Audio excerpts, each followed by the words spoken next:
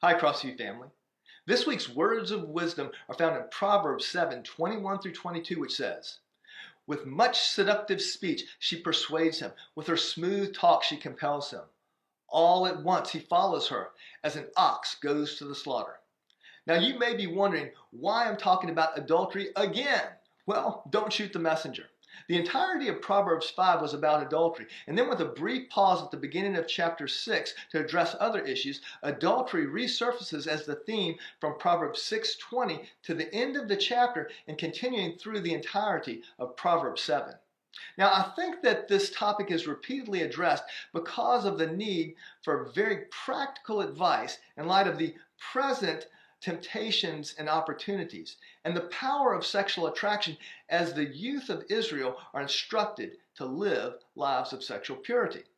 Now, I mention present temptations and opportunities in air quotes because we learn from other biblical wisdom literature in Ecclesiastes 1:9, which was also written by King Solomon, that there is nothing new under the sun.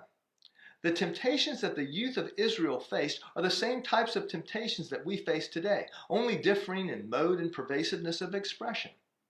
Now, Proverbs 5 primarily highlights the fallen nature of men.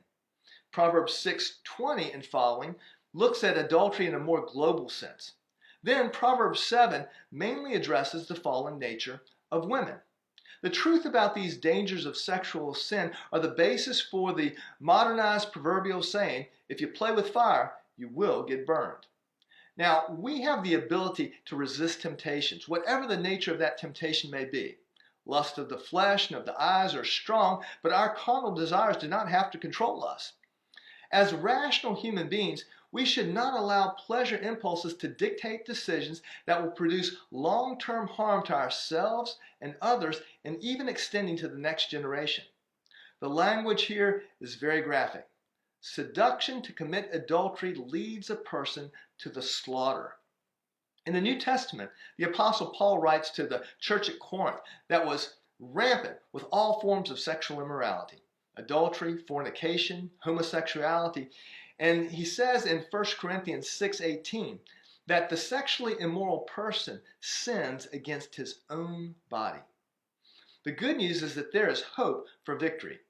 The Old and New Testaments point to meditation on the Word, Psalm 119, and the empowerment by the Holy Spirit, 1 Corinthians 10:13, as keys to living as overcomers of sexual temptation. I hope that these words of wisdom encourage you as you strive to live holy lives in a twisted world. Have a great day, and God bless you.